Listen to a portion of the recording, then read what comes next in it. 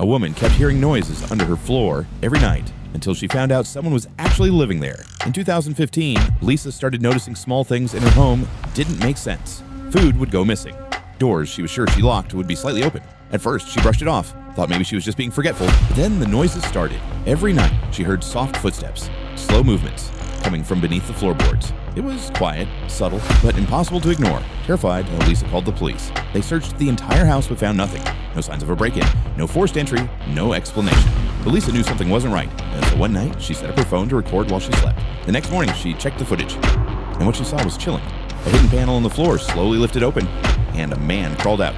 He had been hiding beneath her house. Police returned immediately. This time, they tore up part of the flooring and discovered a small makeshift space. There were blankets, food wrappers, signs someone had been living there for weeks. And then they found him, still hiding. He was arrested on the spot. Investigators later said he had likely been watching Lisa the entire time. And Lisa said the scariest part wasn't the noises. It was realizing she was never alone.